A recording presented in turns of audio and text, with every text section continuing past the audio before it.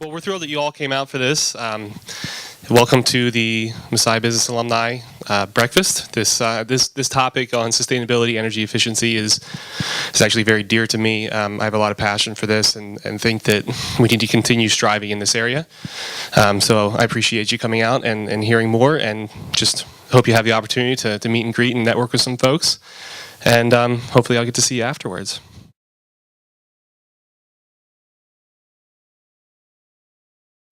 Larry's a longtime Harrisburg resident. I don't know how long he's been president of the Heim company. Maybe he can tell us that. But Larry has become a friend to many of us at Messiah, a trusted advisor. He actually lives right behind the campus. He can walk to the soccer games and field hockey matches, so we see him there on occasion. Actually, I sat with him on Sunday night at the soccer game. But we have really come to appreciate the work that Larry and his company, the work they've done at Messiah College. And you're going to hear about that this morning. Larry also serves as a trustee at the college. So he helps, works closely with President Phipps and the rest of the Board of Trustees. So with that, please give a warm welcome to our sponsor this morning, the Heim Company, and Larry Bayshore.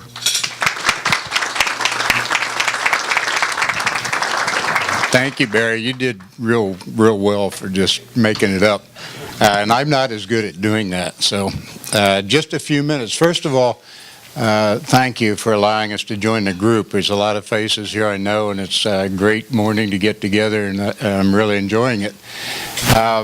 You have a brochure at each of your place settings that describes the Heim Company as it is today. As of today, we have 383 employees with the company. And you can, of course, look at that at your leisure. What I think is really the fun thing about our company is where we came from. We're celebrating our 80th year in business. 1931, we started as an electrical motor repair facility back when if you had a fan and it didn't work, it was worth taking into a facility like ours and having it fixed. That's where we started. And shortly after World War II, the late 1940s, the company started into the electrical construction field, commercial, industrial construction, along with a service department. The next step in the company was, and I'll tell you a little bit about that step.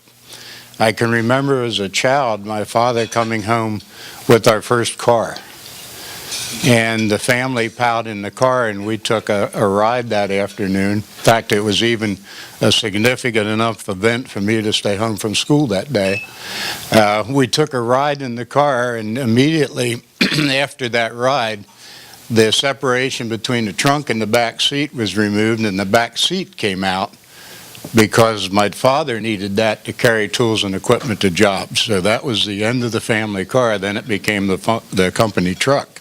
After that, 1991, the company again expanded into a new field with the acquisition of a company by the name of GES Automation Technology. That group designs and writes software for process automation, and also manufactures the panels and the computers and so forth that take the input and outputs into that process. And again, in 2002, we made another change. We had a lot of customers that wanted somebody to take care of their electrical needs as well as their mechanical, HVAC and plumbing. So in 2002, Mr. Grimm started a mechanical division of the company. So we continue to grow. The pace of doing business nowadays, anybody in this room, and most of you are involved in business of some aspect, it can be pretty frantic. I recently did an interview for the Business Journal, and they were interviewing people involved with companies that had survived a long time, and asking how you managed to do it.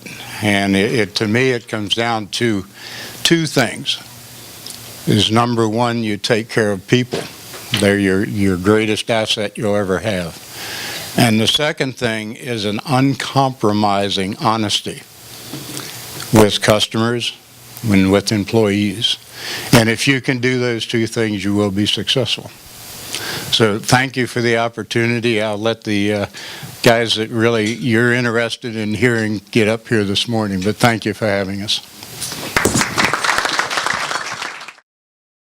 My name is Craig Dallin, and I serve as the coordinator for our sustainability program at Messiah. And I'm going to be serving as our moderator, or MC, here for our little discussion related to some of the current projects that we have going on campus. But Larry, thank you to you and your crew there at Heim for all the work that you're doing at Messiah and pulling this breakfast together. To Jay and Ryan and the steering committee, the MBA Association, for hosting these breakfasts and then inviting us to be able to speak this morning. Sustainability or sustainable development is truly a word of our time. Today we live in a world of dramatic change. Right? We witness and experience technological breakthroughs and economic inequality and collapse and reorganization, cultural misunderstanding, environmental degradation, legislative gridlock, just to name a few, right? Almost on a daily basis, we experience these things. Intuitively, we know that the planet is in flux. And when we measure with environmental or economic or social metrics, the words of St. Paul to the Romans still ring true today. It seems that creation is groaning. We realize that the world we see around us today may not be the same world that we have in the future. It will be different. But the question for us today, and that we hope to address, is what do we wish it to be? Sustainable development, or development without destruction, is an effort to preserve natural resources, conserve the environment, with the goal of being able to provide humans, right, a framework to be able to flourish for future generations, in harmony with nature rather than at nature's expense. Simply put, sustainability is about people, you and I, our organizations, and how we interact with the environment. Our hope for our time this morning then is to give you a brief glimpse into how an institution that we all care about and are connected to in some way, is interacting with its environment, stewarding its resources, and working to shape the future. So our format this morning, we primarily to focus on energy consumption, generation, and efficiency, using kind of Messiah's story as a case study for business leaders and thinkers, folks like you and I, to be able to process and prioritize what this whole sustainability business is about anyways. And to do this, we have two presenters. Brad Markley serves as the Director of Facility Services at Messiah College.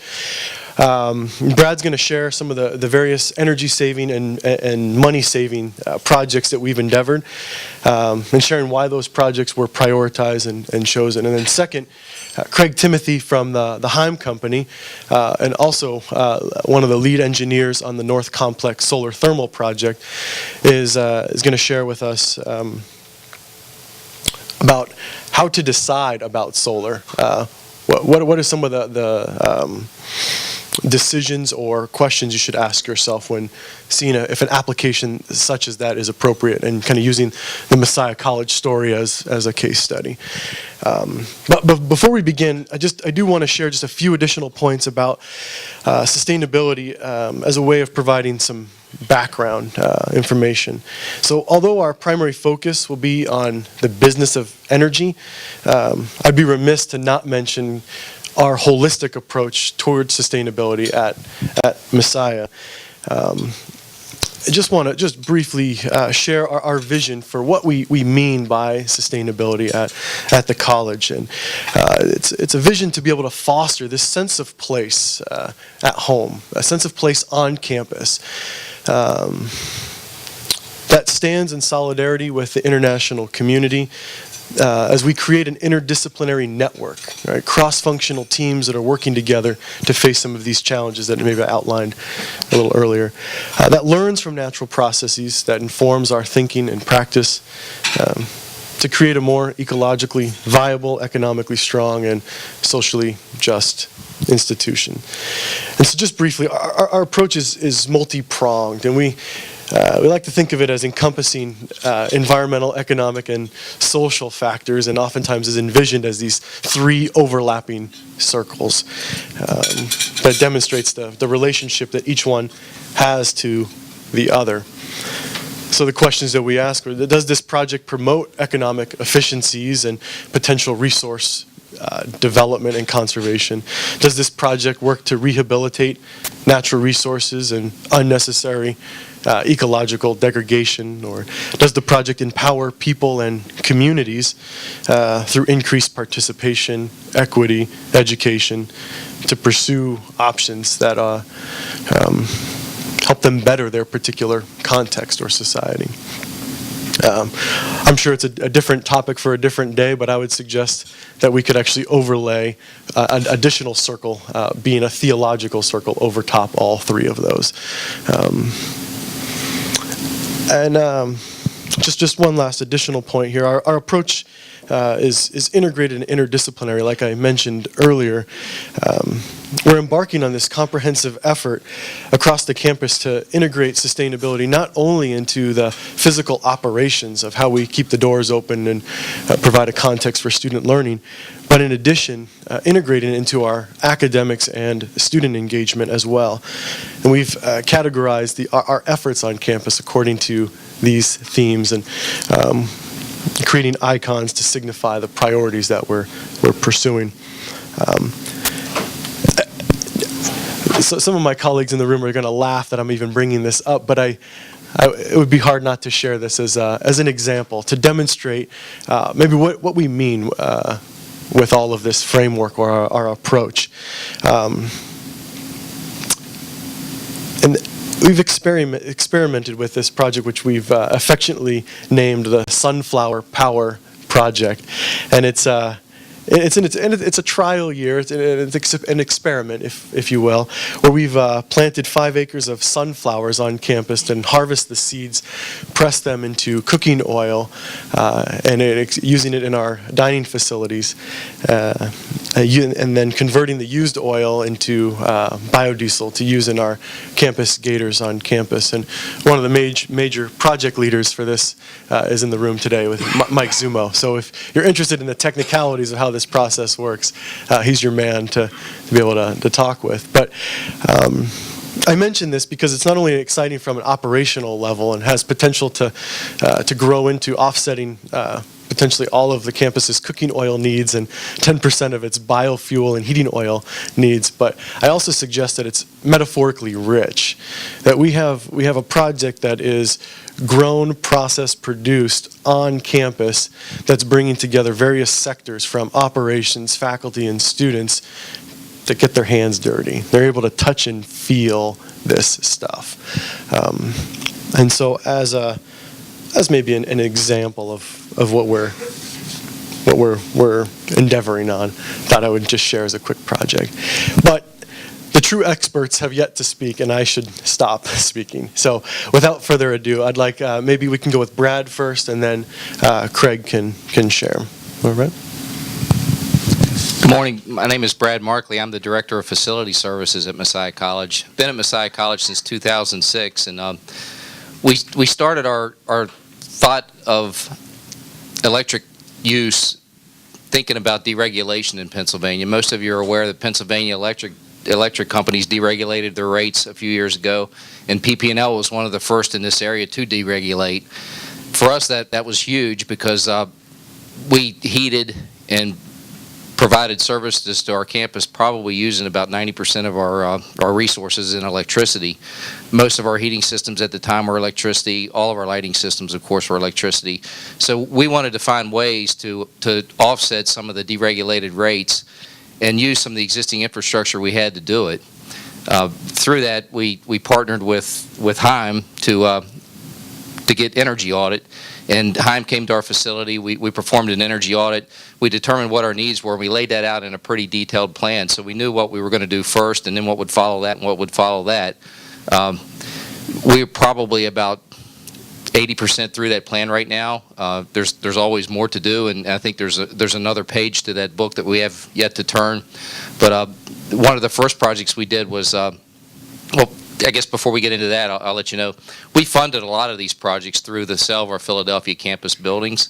The Philadelphia campus buildings were sold, and out of that we got $2 million to fund some of our energy initiatives on campus. And the projects we're going to look at today were primarily funded through those the energy funds that we got from the sale of the Philly campus. The first is the lighting in Lottie Nelson, and most of you are probably quite familiar with Lottie. We replaced 72 400-watt metal halide fixtures with 72 T5 high bay fluorescents, which you can see in this picture.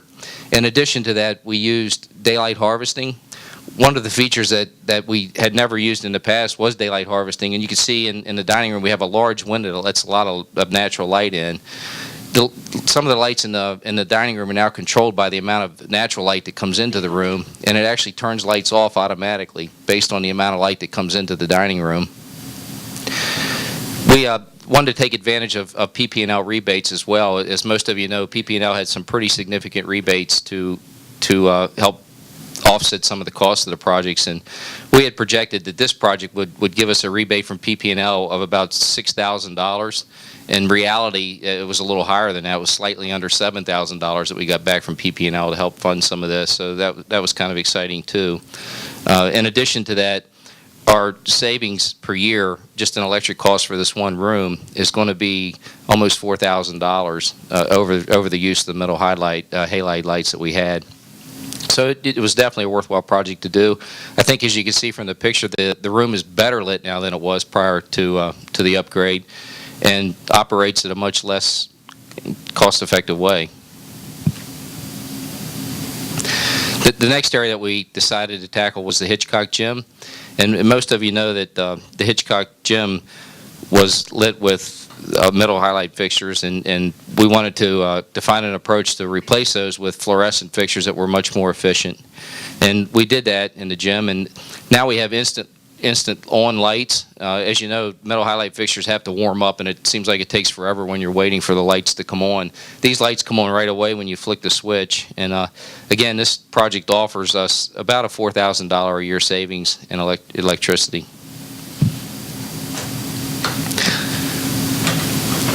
This is Larson Student Union, and we didn't actually change the fixtures in this building because the fixtures that we have were pretty efficient to start with. What we did was we took advantage of the daylight that comes into the room, and as you can see, there's a glass wall in the Student Union that allows a lot of natural light in.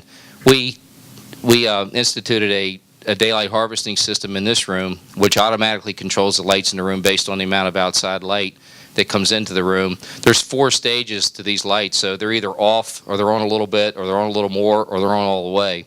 So the lights in the room are regulated by the amount of daylight that comes into the room, and all the lights, including the ones on the upper deck, are controlled by that daylight harvesting system as well.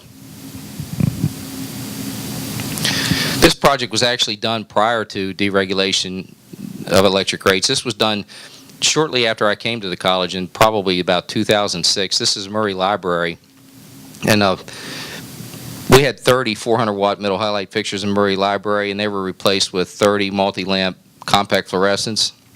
Again, we used the natural light that comes into the room to help control the lights, so they regulate on and off as Lottie and the Student Union with the amount of outside light that comes into the room. We estimated an annual savings, which was big for this room because the lights are on a lot, of about $4,392 a year in electricity. It's a huge reduction in kilowatt hours. Brubaker Gym, as seen in this picture, is going to get a lighting upgrade at Christmas time. It's kind of difficult to get in there because the room's used so hard, but these lights will be replaced with lights similar to the ones that we used in Hitchcock Gym. Actually, our lighting levels will be increased to meet NCAA standards, which we don't currently quite meet. So we're going to add extra fixtures in this room, but they will be high efficiency fixtures. And our annual electric rate's going to go up probably about $700 a year to do that. But if we would have used the middle highlight fixtures that are in there to increase those lighting levels, our annual increase would have been around $2,500. So it quantifies it a little bit. We're going to have a slight increase in electric use, but we're going to get much better lighting, and it's going to be much more make the room much more usable for the types of things that we use it for now.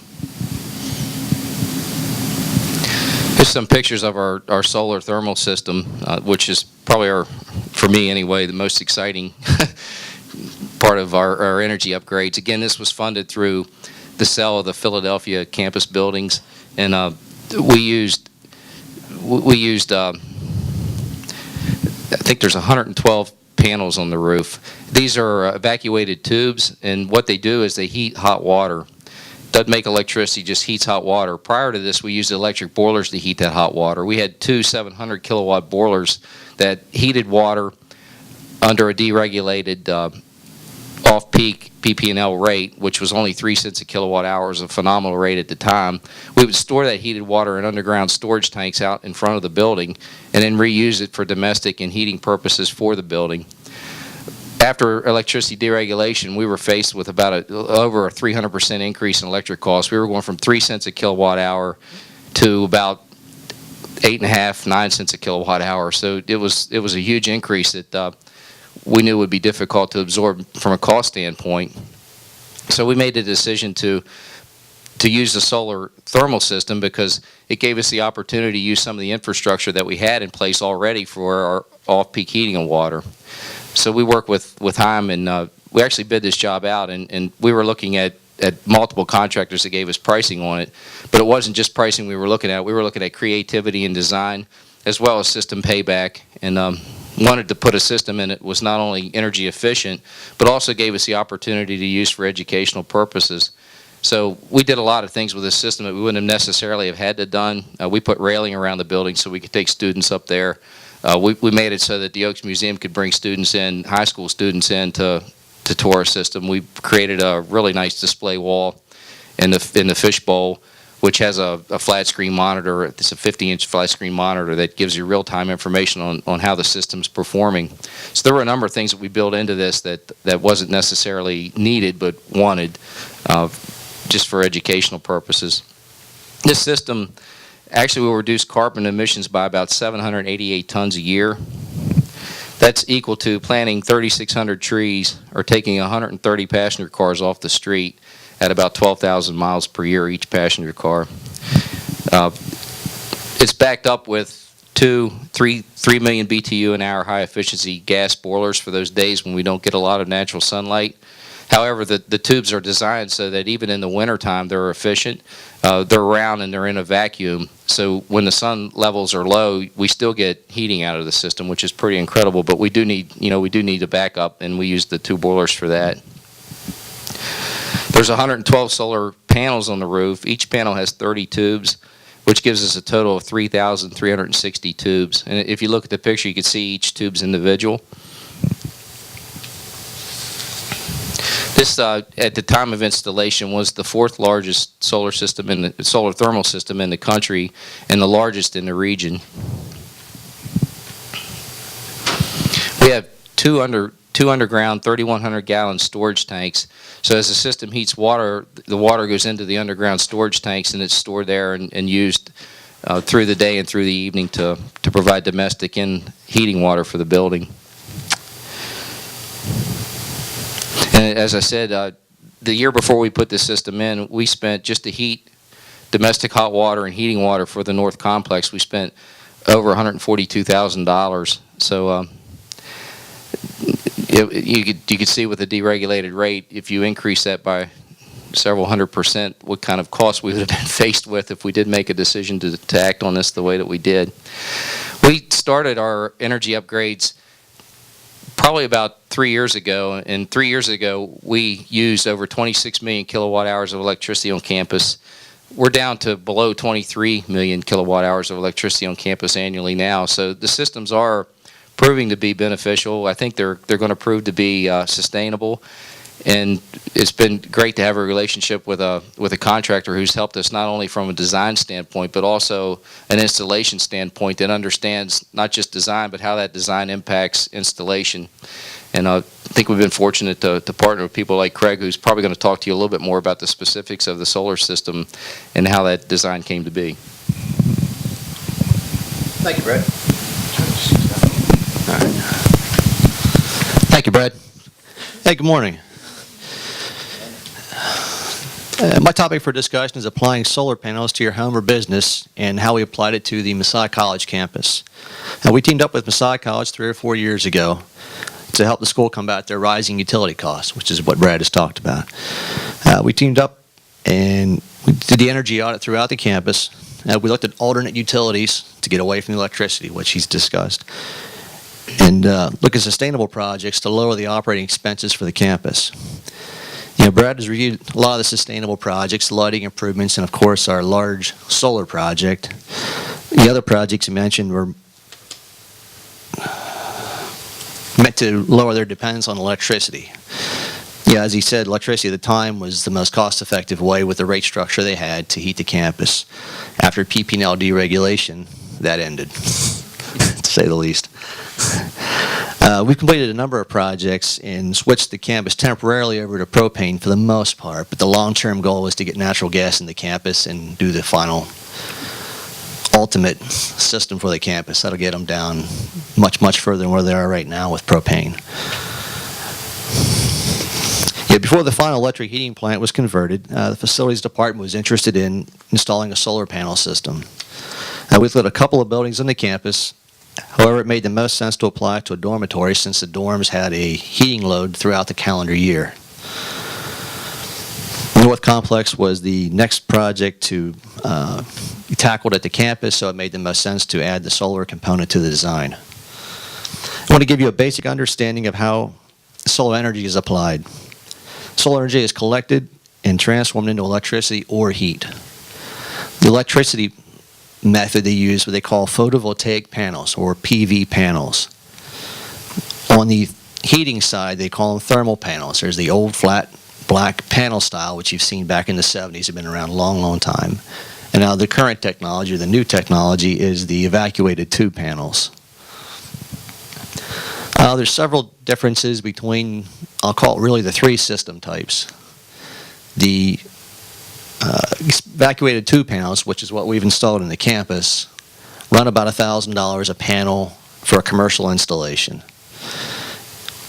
The same size photovoltaic panel or PV panel is going to be closer to $1,600 a panel. So the panel prices are higher.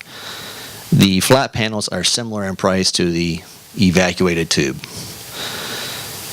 Now the efficiency, there's a difference in performance. The evacuated tube panels collect 20% more energy than the photovoltaic panels of the same footprint, same size panel. Again, the black panel, flat panel are similar, at least in the southern climates. The 3 panel types are affected by climate. The further south they are, the more the direct sunlight, obviously the better the panels perform. And the north, the capacities are diminished. The flat panels, the old style from the 70s, are diminished even further from the cold air. Yeah, the inherent thing that Brad had talked about with evacuated tubes, they're evacuated.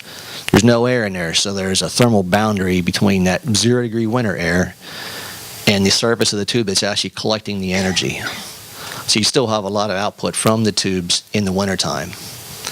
Maybe the biggest thing that reduces their performance in the winter is just the lack of sunlight. The fact that it's only bright from 8 a.m. till 5 p.m. versus the summertime, you're at 7 a.m. till 9 o'clock at night. So you just get more run hours. It's not that they perform less, it's just less hours. Now, installation costs is on a residential scale. A photovoltaic system, we've had a couple of folks in our office install them in their homes, and they were running $25,000 to $30,000 to put them in. A evacuated tube system on a residential level running about $7,000 for a package to be installed. So there's a significant difference, at least on a residential level. Both panel types, you can get rebates from your local utilities. And you can also get tax credits through the federal and state governments. The rebates and the tax credits are what make the projects financially worth it. It was more difficult here with the college in that the college is a not-for-profit institution, which sort of hurts them in a way, helps them for the most part, but in this aspect, there's a lot of grants and rebates that weren't available to them. Now, when you're considering installing a solar system, there's a number of decisions you have to consider. The bigger one is, when do we collect this energy? The more important part is, when do we need the energy from our building point? All the systems obviously work strongest in the summertime, July, 2 o'clock in the afternoon. That's your highest solar gain from your panels. In most commercial buildings, we don't need heat in the winter. Summertime, we need heat in the wintertime when these panels perform the least. So a thermal installation, a thermal panel installation, isn't necessarily a good fit for a standard commercial office building. A PV panel, an electrical panel system would be a much better fit. Thermal panel systems are better applied to buildings that have some type of heating load in the summertime, like showers, commercial kitchen, a laundry system. Nursing homes are usually a good candidate. Dormitories obviously are a good candidate. The second thing it's considering is, we're going to collect all this energy. What happens when we don't need it? We're generating more power, more energy than we can use in the building. Now, electrically, that's easy. Whatever you don't use, you're selling back to the utility.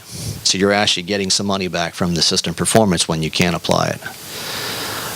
The one thing to note when you do that, in the Med-Ed territory, say you're paying 12 cents a kilowatt hour to buy power. Well, in those afternoons when you're making more than you need, you're not getting 12 cents back. You're only going to get the generation cost, which is what it would cost them. You're only going to get 8 cents back. So it's not a one-for-one when you think about your trading hours with the utility company. On the thermal side, it's a little more challenging. We can't just dump it. We can't sell it back to utilities, so we have to be able to store it. And what we talked about with the North Complex, we had to add tank systems to it to store that energy during the day, to spread that out to use when they were able to. You know, normal dorms, your loads are more in the morning, shower loads in the evening, shower loads. You don't necessarily have that nice consistent load throughout the day. So the tanks help to buffer that out. Use the energy throughout the day as you need it. And then the next topic is going to be optimizing your plant. Let me walk up here to this screen. The blue line on the map here is basically a typical heating curve for a building. This is your average daily heating requirements throughout the calendar year. It's obviously higher here in January, February, and it's coming back up in December. In the summertime, it's fairly low. So all the area below this blue curve is your heating load. That's the part of your utility bills you're paying for. So what we're trying to do is optimize our plant to reduce that cost. Now the red line here is the output from our solar project. What we want to do is put as large a plant in as possible, but that every BTU, every kilowatt hour we generate, is used by the building. So these systems have a fairly high first cost, so we want to make sure we capture every bit of energy they produce to offset your utility bills. And what you can see in looking at this, we do have a slight overlap here. There's a potential in July or in the heart of summer, especially when there's no conferences going on, that we could end up having to have too much energy and we're actually going to have to dump it. We're going to have to waste some of that energy because we just can't apply it. I know one of the things the guys are considering, depending on how well the system performs, is extending piping over to one of the other buildings on the North project so they're not dumping any energy at all. They're using all of it. Next slide. If we look at that and say, well, from the last slide, I still have to pay for all this utility bill, all this heating in the wintertime on both sides. Well, I want to put in a bigger plant. We're going to oversize it. It's not the best decision unless you really want to get off the grid and really want to not pay that PP&L bill anymore. This will be the same curve for a larger system. Yeah, we've reduced our winter bills. We've cut that way back through the system, making a larger system. But now we've got this big area here throughout the summertime. We're producing way more energy than the building actually needs. So all this energy in the summertime is going to be, it's useless. It's going to be wasted.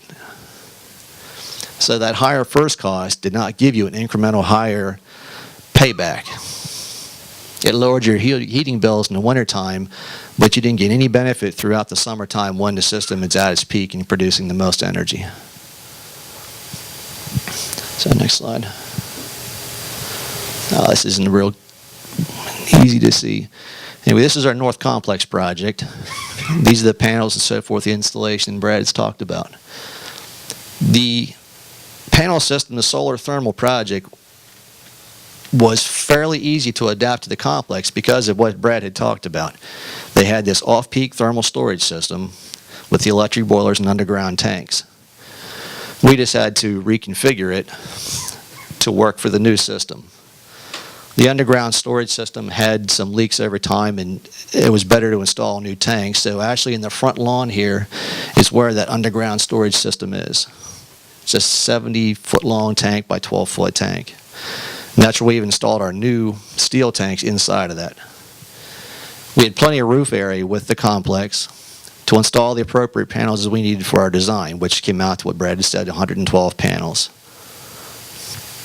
Now the challenge to the North Complex was the solar side we could adapt pretty easily, but the other part of the project was to get away from the electric boilers.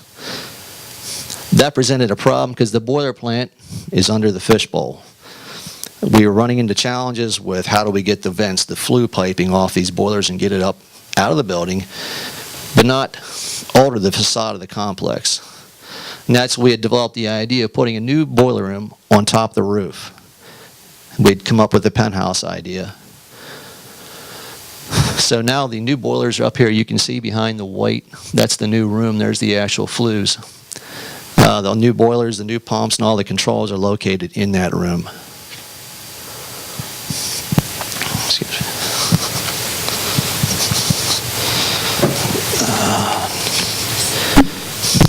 Yeah, so far the plan has exceeded the predicted collection promoted by the manufacturer in their published data.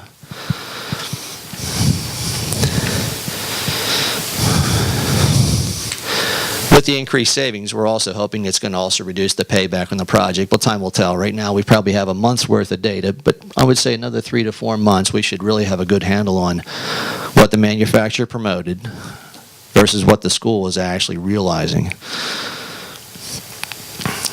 And we'd like to thank Messiah College for the opportunity to team up with them in such a large project. Does anybody have any questions about the solar project? Well, from an audit side, when we went through the campus, we identified, we'll say 20 projects, 10, whatever the number was, and that's been a few years now.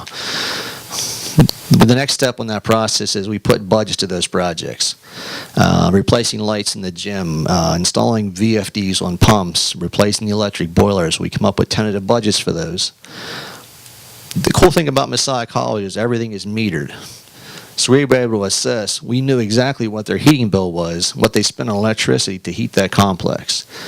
So we were able to come up with reasonable paybacks from our budgets, and that allowed the school to prioritize their installations, what they wanted to target first, which was our biggest consumer. Where's our best bang for the buck? As they say, what's the low-hanging fruit on the tree for us to harvest first? And that's pretty much how the school was gone.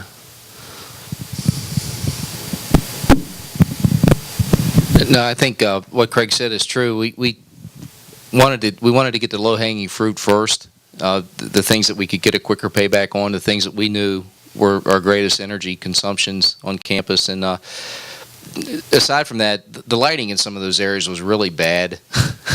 So we wanted to be able to not just do this for energy consumption and reduction of energy consumption, but we wanted to fix some problems too, and we were able to do that, with the way that we prioritize. So it provided two benefits. One, it gave us better environmental space, and it also helped us reduce our costs some.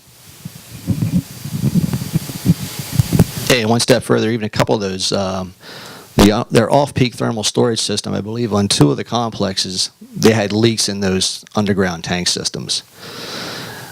So they were going to spend one way or the other solving leaks, which just made even more sense to prioritize those projects first and get those done.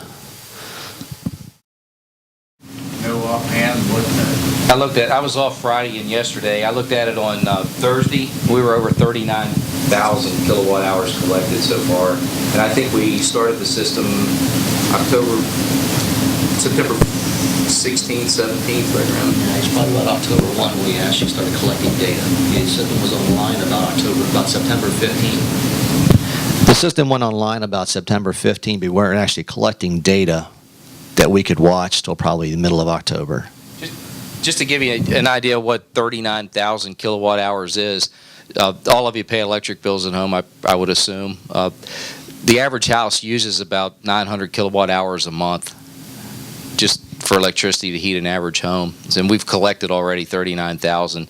Our system, according to Craig's design, on a peak day in the middle of the summer will produce about 5.6 million BTUs a day. And just to convert that a little bit to kilowatt hours so you can relate to it at your home use, that's about 1,700 kilowatt hours a day. And again, at home you probably use about 800 or 900 kilowatt hours a month. So it's a pretty powerful system. It's a whole lot more exciting to show you the system than sit here and talk about it. So if any of you ever want to come down and take a look, we put railing up around the roof just so we could do that. So love to show you the system. It's very exciting. It's just have to pick a warm day to do it now. Randy, you had a question? I think financing is a lot easier to get if you could show a payback. And whenever you could show a payback of 3-4 years, it always makes it a lot easier to go through a capital process and say, I need $500,000, but you're going to get that back in 3 years, and then after that, you get the savings every year. We have a deferred maintenance program at the college, so we've intentionally prioritized equipment replacement on campus, not only for sustainable things, but just for deferred maintenance, old boilers that need to be replaced. So we've come up with a way to systematically approach replacement of equipment on campus. And as we do that, we evaluate that equipment. So we're not replacing equipment in kind. We're looking at the most energy efficient equipment we could get when we do those equipment replacements. So we have $2.5 million a year thereabouts to work through some of the deferred maintenance issues that we see. And through that, we've replaced a number of boilers that we didn't even mention in our presentation. We've changed out a number of other electric boilers, a number of other air handling units that were just old, dated back to the 1970s, and upgraded those to 2008, 2009 technology. That's a good point. Don mentioned, particularly in our Lottie Nelson dining room, we had light fixtures in there where we were in probably a few times a week, and again, the ceilings are high in there, so it wasn't something you could just go in with a little 6-foot ladder and unscrew a bulb and put another one in. But our maintenance costs in that area was getting outrageous. We had lights out constantly, which distracts from the look of the room when you have light bulbs burn out, and it also makes it difficult for people to enjoy that environment. So not only did we see a cost savings from an electric standpoint, I don't think that we've replaced any tubes in that room since we put these new fixtures in, and it's last Christmas, I believe, when we did that. So we've extended the life of our bulbs as well as reduced our maintenance costs and the time it took for someone to get a 12-foot ladder and go in there 3 times a week to change light bulbs that were burnt out. I think on that question we'll end, but I would encourage you to stop Brad and Craig and further the conversation, and also take them up on the invitation to come out to campus and take a rooftop tour. If anything else, the views from the top of North Complex are pretty dramatic, so it's worth it for that. But I want to thank Brad and Craig for your time and your expertise on these projects.